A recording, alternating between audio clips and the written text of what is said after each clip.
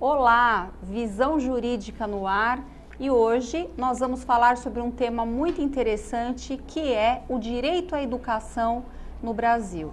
E para tratar desse tema, nós estamos recebendo aqui em nossos estúdios na TV Guarulhos uma pessoa muito especial, a advogada Elizabeth Batista Silva do Carmo, mestre em Educação, Administração e Comunicação, especialista em Direito Civil, Empresarial, Educacional, Gestão Escolar e Psicopedagogia. E ela é também professora da disciplina de Direito Educacional e Políticas Públicas de Financiamento da Educação, dos cursos de graduação em Pedagogia da Universidade Guarulhos. Doutora Elizabeth, minha amiga, é um prazer recebê-la aqui no programa Visão Jurídica. Para nós aqui da TV Guarulhos é um prazer e uma honra tê-la aqui hoje conosco.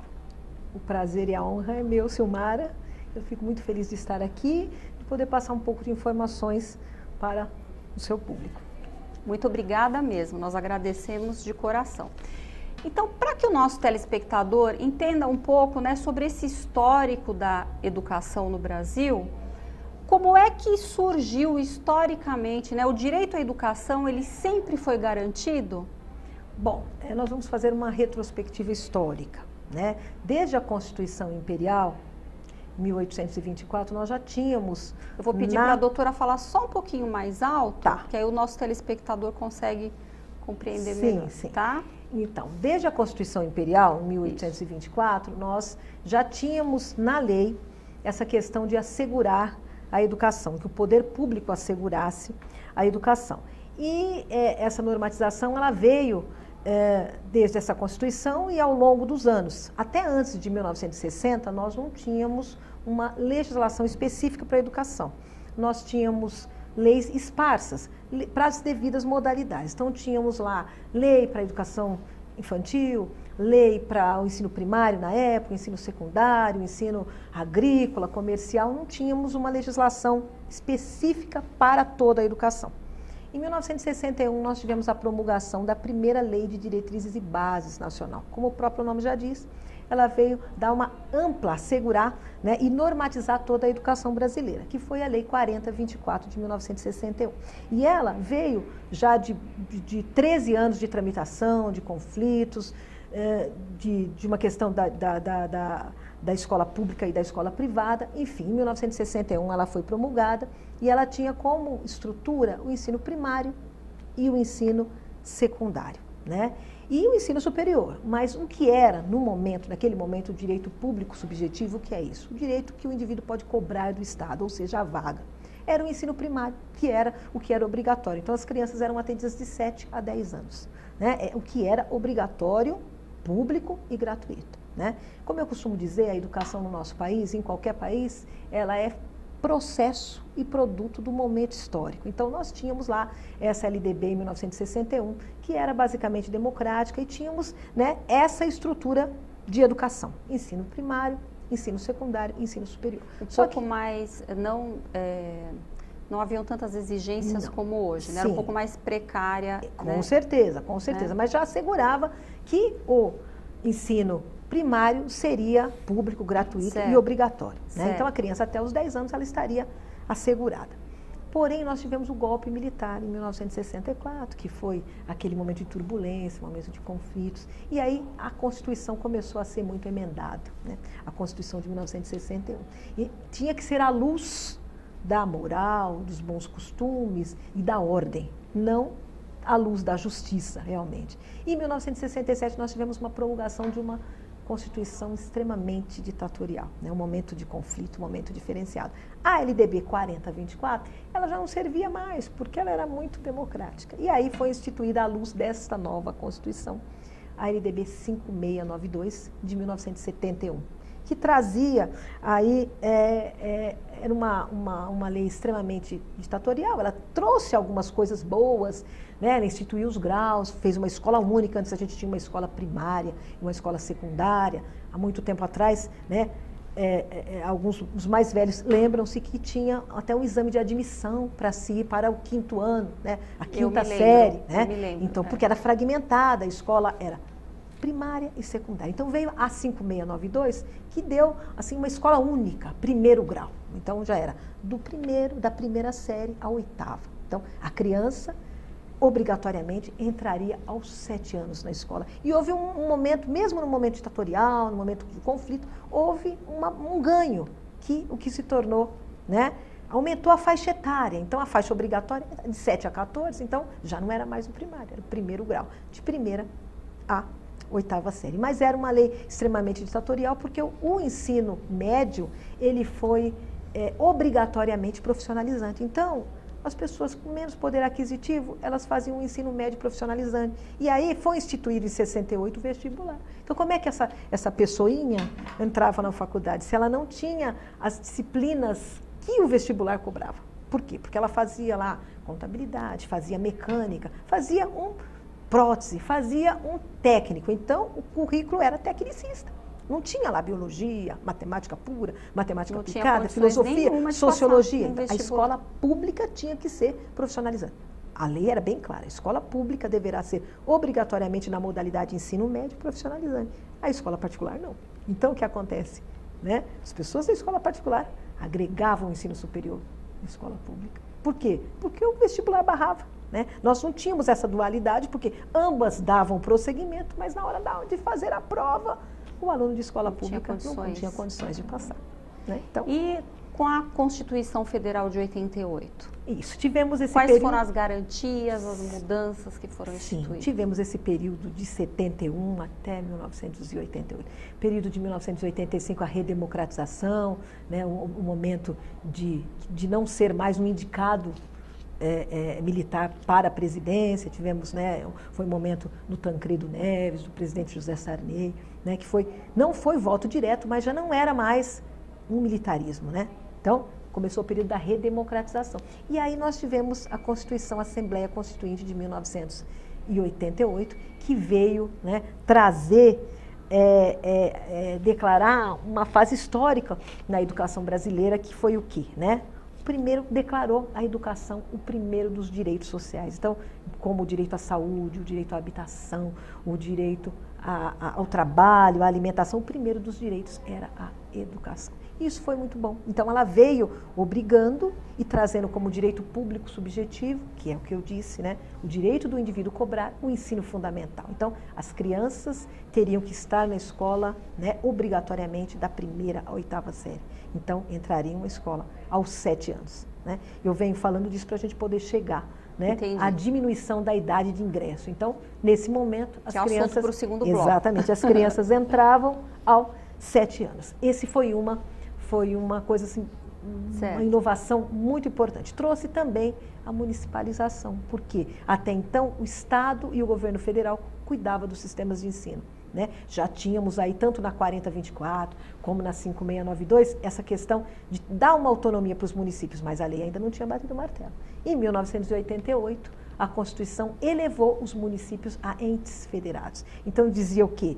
Vamos municipalizar, vamos descentralizar, trazer para os municípios cuidarem dos seus sistemas. E isso foi extremamente importante, né? Porque os municípios estão mais perto dos problemas. Antes a gente tinha uma escola no município, vamos dizer, São Paulo, que é um município enorme. Então, tínhamos lá, vamos dizer, uma cidade do interior, uma escola de primeiro, segundo, na época, primeiro, segunda, terceira série. E os problemas estavam aqui na Secretaria de Estado, longe, mandar professor, resolver. Então, vamos descentralizar. E ela veio elevando os municípios a entes federados. E aí trouxe a municipalização. Então, fez com que os municípios cuidassem dos seus sistemas. E aí os municípios cuidariam do quê? Da educação infantil e do fundamental, de 1ª a 4ª série. Certo.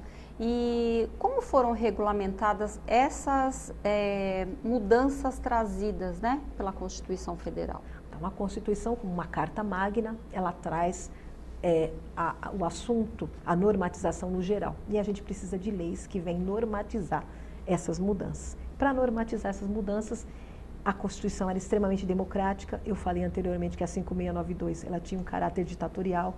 não condizia com essa Constituição extremamente democrática. Precisamos, então, né, promulgar uma nova lei de diretrizes e bases, que foi tramitada, a lei chamada Lei Darcy Ribeiro, né, que foi o relator de tudo isso, e a 93, 94 de 1996 veio trazendo grandes mudanças na educação brasileira.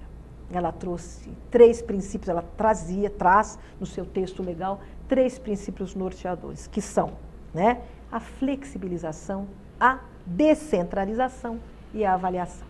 A descentralização, a gente vê que ela vem por conta da municipalização, então ela descentraliza poderes. Ela vem trazendo, no artigo 11, que os municípios vão se incumbir de cuidar da educação infantil e do fundamental. Como existem prazos para tudo isso, alguns municípios pequenos não conseguem agregar toda o ensino fundamental, porém tem o Fundamental 1 de 1ª a 4ª, hoje de 1º ao 5º, Fundamental de 6º ao 9º o Estado toma conta e o médio o Estado toma conta. Só que progressivamente, né, isso vai acontecer progressivamente, o Estado vai cuidar apenas do ensino médio. O município vai ficar com o Fundamental. Por enquanto ele está com a educação infantil e o Fundamental 1. Então, trouxe essa descentralização com a municipalização. Trouxe também a flexibilização, porque os seus artigos de lei, eles trazem o quê? Eles trazem que o município, dentro, claro, da sua norma jurídica, de toda a hierarquização das leis, ele pode organizar os seus sistemas, né? Ou seja, dividir em períodos, dividir em séries, fazer ou não a progressão continuada, ele tem autonomia para isso, né? E aí veio a LDB ainda inovando, trazendo dois níveis da educação básica e ensino superior, tá? Bom, então, nós tivemos uma grande evolução e mais, nós vamos falar depois no segundo bloco, né, da nova lei aí tão polêmica, tão discutida a respeito da educação infantil, não é isso? O nosso tempo é curto, nós vamos para um breve intervalo, tá? E a você que acompanha o programa Visão Jurídica, nós vamos a um breve intervalo, não saia daí, voltamos já.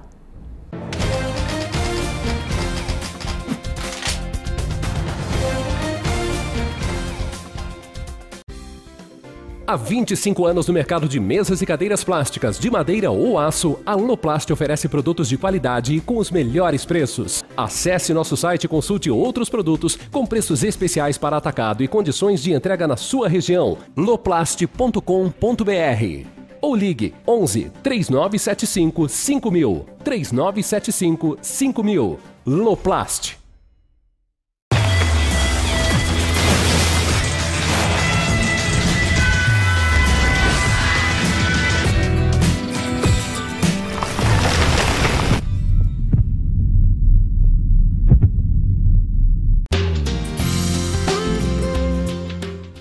Apoio ACESP, Associação dos Canais Comunitários do Estado de São Paulo.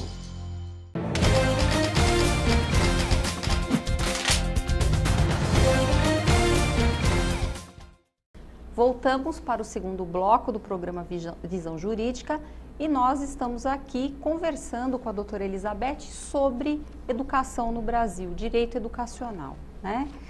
Doutora, então com todas essas evoluções surgiu aí uma nova lei que é a 12.796 de 2013, né? Que reduz a idade, né, da obrigatoriedade de ingresso à escola. Então o que determina essa lei? Bom, ela vem oficializando essas mudanças que eu falei anteriormente, que vieram com a LDB, né? Nós tivemos em 2009 uma emenda constitucional, porque até então nós falávamos que a Constituição decretou como direito público subjetivo o ensino fundamental, só que em 2009, o que a LDB 93, 94 já falava que era os 2 níveis, educação básica e ensino superior, a educação básica formada pela educação infantil, ensino fundamental e médio, veio a emenda constitucional para regulamentar e normatizar, dizendo que o que o Estado deveria assegurar como direito público subjetivo era a educação pública gratuita e obrigatória de 4 a 17 anos, que está no artigo 208 da Constituição. Isso fez com que o quê? Com que contemplasse também a educação infantil como obrigatória. Então, se é obrigatória, as crianças devem ingressar aos 4 anos. Antes ingressavam aos 7, porque o que era obrigatório era aos 7. Nós tivemos em 2006, né, a lei 11274, que criou o ensino fundamental de 9, que já ingressa as crianças aos 6 anos no ensino fundamental. E agora diminuímos um pouquinho mais as crianças aos 4. Por quê? Se a educação básica é formada dessas 3 modalidades, a lei veio para normatizar o que já está na Constituição, que é regulamentar a educação infantil como E os pais são obrigados a matricular a criança aos 4 anos? Eles são obrigados, até porque, atendendo a todas essas exigências, atendendo a Estatuto da Criança e do Adolescente, né, a LDB, eles são obrigados a matricular as crianças aos 4 anos, né, sob pena de multa, pelo ECA e pelo Código Penal também. Mas o que a lei quer não é penalizar os pais, é que eles coloquem as crianças na escola, porque é direito delas à educação.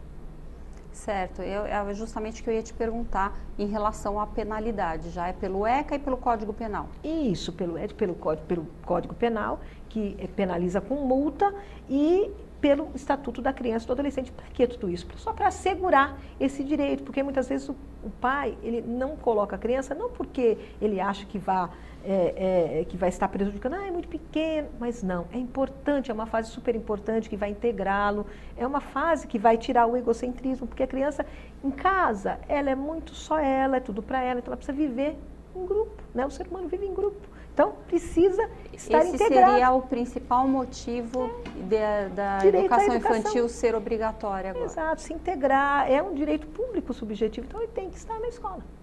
Já desde os 4 anos de idade. E as mudanças que essa lei trouxe para a educação infantil? Ela trouxe mudanças em vários aspectos, né? Antes, a educação infantil, ela era entendida como uma recreação infantil. Né?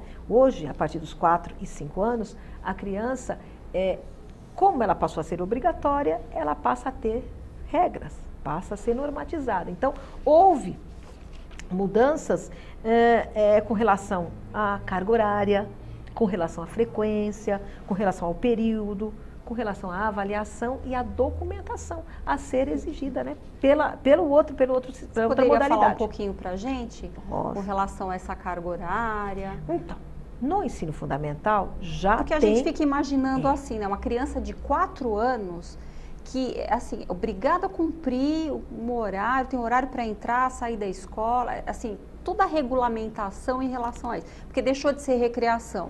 Passa a ser educação obrigatória, então tem que seguir todas as regras como as outras modalidades. Do ensino fundamental, médio e superior. Então, né? Então tem 800 horas, no mínimo 200 dias letivos, eles precisam cumprir tudo isso, que antes não cumpria. Então, vão ter um calendário escolar, né? O ensino fundamental, antes a gente ouvia assim, hoje está nos 200 dias letivos, teve uma ponte de feriado, meu filho precisa ir à escola no sábado para repor. O que é isso? Na educação infantil não precisava repor, agora vai precisar, porque normatizou. Eles têm que estar na escola, então tem que seguir as outras modalidades. E o período de aulas? No mínimo parcial 4 horas e integral 7 horas. Então, mas assim, a obrigatoriedade é parcial inicialmente? Ou integral. Se a escola for oferecer integral, Entendi. São 7 horas. Se ela oferecer parcial, são 4 horas, mas o mínimo que ele tem que cumprir são 4 horas. Certo. Então, os pais são obrigados a matricular aos 4 anos, exatamente. Desde que seja no mínimo 4 horas. Exatamente. Para a criança se integrar, o grupo e tudo mais. Interessante isso, né? Agora, um assunto que é bem discutido, assim, em relação à avaliação, porque a gente fica imaginando, se foi regulamentada, imagina como é que fica essa avaliação, né, das crianças, não é? Porque, assim, no ensino fundamental e médio, tem uma avaliação com nota de 0 a 10, depende do conceito, mas a gente fica imaginando como avaliar uma criança, né? Como é que funciona essa avaliação? Não, a lei é bem clara, não vai ter prova na educação infantil, né? O que vai se avaliar é o acompanhamento e o registro do trabalho do que o professor fez, da instituição que estudou, em que momento do desenvolvimento da aprendizagem aquela criança vai estar, até para sinalizar pro ensino fundamental da onde a professora vai continuar. Então, a criança vai estar lá para aprender, né, o esquema corporal, a se integrar com o grupo, né? Para quê? Para que ele possa ter acesso ao ensino fundamental, mas de forma nenhuma ele vai ter uma prova ou ele vai reter. Não, aos 6 anos ele deverá ingressar no ensino fundamental. Não tem, não existe retenção na educação infantil. É apenas registros de avaliar. Olha, ele já sabe cores, ele já se conhece enquanto serzinho, né? Ser humano, sabe que ele tem direitos que o outro também tem. Entendeu? Se integrar, mas saber até que ponto que o aluno parou para dali para frente. Claro, sempre utilizamos o conhecimento que o aluno já tem e a partir dali a gente vai agregando os novos conhecimentos. Então, é uma avaliação para saber como é que ele está. Ele realmente frequentou a educação infantil, ele já conhece um pouquinho do ambiente escolar. Só para ver essa transição. O professor, na verdade, ele avalia a evolução da criança, o relacionamento interpessoal, o desenvolvimento, não é? Intelectual. Como é que ele vem tudo que ele já aprendeu para a partir dali começar a ter o processo de aprendizagem. Até porque a própria lei diz que para alfabetizar tem até os 8 anos, ou seja, até o 3º ano do ensino fundamental. Eu já vi se ele vai entrar no 1º aos 6, 2º, 3º, ao final de 8 anos, ele deverá estar alfabetizado, que é o que o Plano Nacional de Educação prevê nas suas metas. Nós tivemos um plano agora, a 2ª década, né, de 2011 a 2020, que foi votado recentemente, agora em maio, e temos lá universalizar todas as vagas para as crianças de 4 a 5 anos até 2016. Então, para isso, exatamente para que se integre, para ele ter acesso a um direito constitucionalmente garantido, que é o acesso ao direito à educação. E tem muitas crianças, né, nós notamos que até por ter um lar totalmente desestruturado, não tem condições, assim, chega na escola, na educação infantil, muito deficiente, Com né? certeza. Então, essa avaliação é importante também nesse sentido, não é? Com certeza, para ver o desenvolvimento qual o trabalho que foi feito.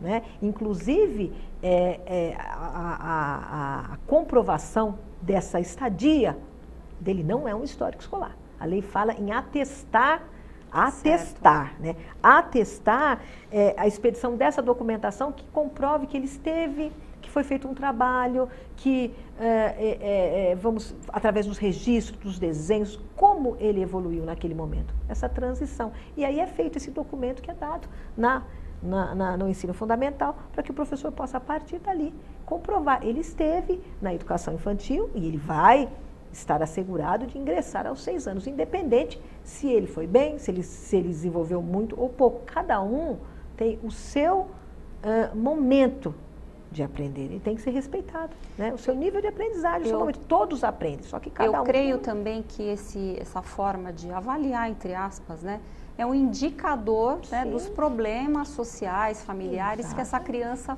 que a família desestruturada muitas vezes tem e passa isso para a criança, né? Então, é importante mesmo exatamente por conta disso, e até retomo um pouquinho do que eu estava falando, que é a LDB, dos princípios norteadores, que eu falei da flexibilização, da descentralização e a avaliação, que foi extremamente importante, que ela trouxe o quê?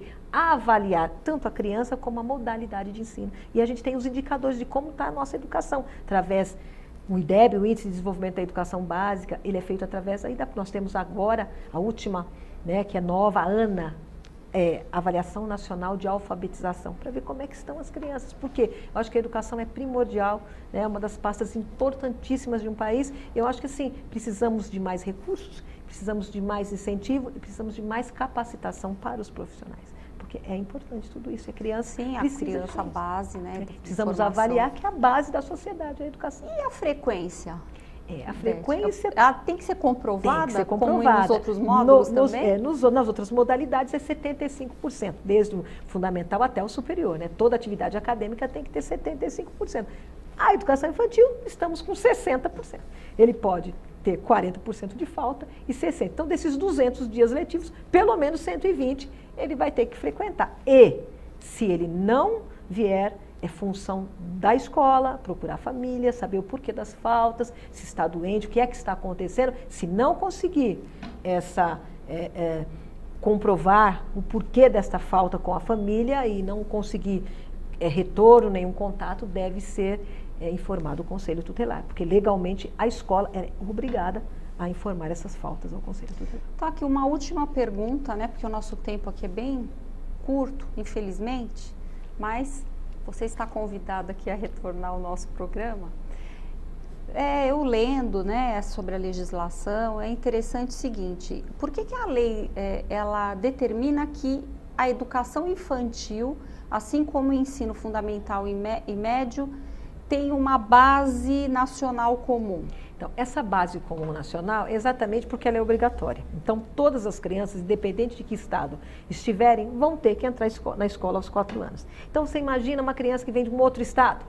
Se não tivéssemos uma base comum, estaríamos dando um conteúdo lá, outro conteúdo aqui, conteúdos diferenciados. Uma visão holística, na verdade. Como é que ela ia acompanhar? Então, nós temos os referenciais, os parâmetros curriculares na educação infantil, temos o referencial curricular nacional, que são o quê? Essas diretrizes curriculares da educação infantil que vem dando o mínimo que deve ser dado. Claro, leva em consideração a cultura do Estado, a clientela, né? Toda essa questão de, vamos dizer assim, a cultura regional mesmo, né? Cultura de raiz da pessoa, exatamente as diferenças. Nós somos um país extremamente miscigenado, né? Tivemos uma colonização de muitas etnias, então essa base comum é para isso, pelo menos o mínimo ele vai ter igual. Então se a criança vem transferida, ela vai precisar, ela tem 4 anos, fez a educação infantil num outro estado, ela vem aqui para São Paulo, ela precisa ter a vaga garantida, ela vem transferida, então ela vai acompanhar,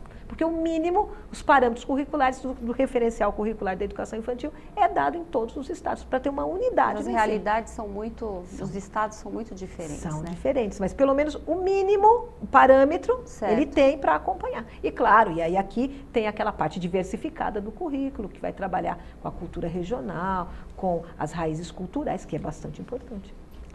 Tá. Bom, Beth, muito obrigada por sua presença aqui no programa Visão Jurídica, tá? Acho que contribuiu bastante para esclarecer esse assunto, né, sobre educação infantil, hoje que é um tema tão polêmico, os pais se perguntam, mas eu tenho que colocar meu filho na escola aos 4 anos? Hoje sim, viu, telespectador, aos 4 anos, matriculado no ensino, né, educação infantil, né? Muito obrigada mesmo por sua presença aqui no programa Visão Jurídica. Para nós é um prazer e uma honra tê-la aqui no nosso programa, tá? O prazer foi meu, o prazer foi ímpar. Hoje foi uma tarde ímpar estar aqui com você. Muito obrigada. Obrigada. E a você que acompanhou o programa Visão Jurídica, muito obrigada por sua presença e até a próxima semana. Visão Jurídica, atualidade, informação e conhecimento aqui na TV Guarulhos.